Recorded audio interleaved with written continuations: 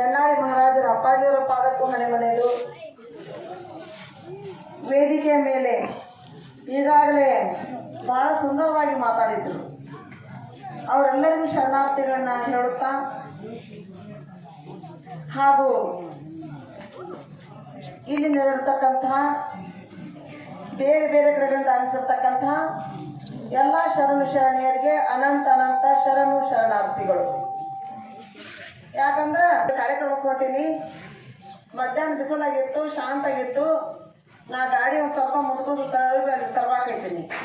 Driver ಅಂದ, ಅಮ್ಮ ಕಾರ್ಯಕ್ರಮ ಮುಂದೆ ಐತ್ರಿ, ನೀವು ಇಲ್ಲ ಗಾಡಿ ತಿರುಗಿರಿ ಅಂತ ಕೇಳಿದ.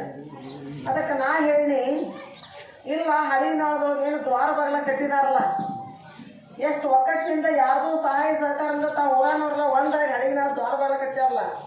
ಇಂಥ ಊರು ಜನ ಹಡಗಿನಾಳದಂಗ ಪ್ರತಿ ಹಳ್ಳ್ಯಾಗ ಬಿಟ್ಟು ಅಂದ್ರೆ ಜಗತ್ ಕಲ್ಯಾಣ ಆಗ್ತದೆ ನೋಡ್ಪ. ಆ ದ್ವಾರ ಬಾಗಿಲ ನಿಂತು ನೋಡಿ ಮುಂದೆ ಹೋದ್ನಿ. ಇಂದ ಅದ ದ್ವಾರ ಬಾಗಿಲೊಳಗೆ ಬರ್ಬೇಕಾದ್ರೆ ಮಾತ್ರ ಆನಂದದಿಂದ ನೋಡಿ ಬನ್ನಿ. ಯಾಕಂದ್ರ ಹನಿ ಹನಿ ಕೂಡ್ರ ಹಳ್ಳ ಅಂತ, ತನಿ ತನಿ ಕೂಡ್ರ ರಾಶ ಅಂತ.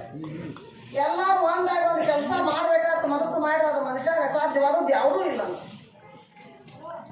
ಇನ್ನ ಬಾಳಪ್ಪನ ಒಂದು ನಿಮಿತ್ತ ಇಟ್ಕೊಂಡ ಈ ಕಾರ್ಯಕ್ರಮ ಪುಣ್ಯಾರಾಧನ ಇಟ್ಕೊಂಡ ಅನೇಕ ಮಹಾತ್ಮರು ಸಾಧು ಸಂತರ ದರ್ಶನ ಸ್ಪರ್ಶನ ಸಂಭಾಷಣ ಅಂತೇಳಿ ಇಲ್ಲೊಂದು ಕಾರ್ಯಕ್ರಮ ಮಾಡ್ತಾರೆ. ನಿನ್ನೆ ಜೈನಾಪುರದಾಗ ಒಂದು ಸಂದರ್ಭ ಬರ್ತು, ಒಂದು ಮಾತು ಹೇಳಿದೆ. ಅದು ಏನಪ್ಪ ಅಂತಂದ್ರ, ಜ್ವಾಳದೊಳಗೆ 3 ನಮೂನಿ ಜ್ವಾಳ ಇರ್ತಾವ. ಜ್ವಾಳದೊಳಗ 3 ನಮೂನಿ ಜ್ವಾಳ ಎಂತಾವ್ರಿ, ಎಲ್ಲ ಒಂದೇ ನಮೂನಿ ಇರ್ತಾವ. ಅದೇ ಅಂತ 3 ಜ್ವಾಳ ತಂದ್ರಿ ಎತ್ತರ 3. ಒಂದು ಜ್ವಾಳ ಋಷಿ ಹತ್ತಿರ್ತದಂತ, ಅದು ಅಡಿಗೆ ಹೋಗ್ತದೆ. ಇನ್ನೊಂದು ಜ್ವಾಳ ಹಗೆಟ್ ಹಾಕ್ತಾರೆ, 400 ಚೀಲ 500 ಮೊದಲಿನ ಕಾಲಕ್ಕೆ. ಹಗೆದಾಗಿನ ಜ್ವಾಳ ಅಂತಂದ್ರೆ ಅದು ಯಾವಾಗಲೂ ಅಟ್ಟ ಉಪಯೋಗ ಆಗ್ತದೆ, ಕಷ್ಟದಾಗ ಹಗೆ ತೆಗೆದವು. ಅವು ಮನ್ಯಾಗ ಕುಂತಿರ್ತಕ್ಕಂಥ ಜ್ವಾಳ, ಹಗೆದಾಗಿನ ಜ್ವಾಳ.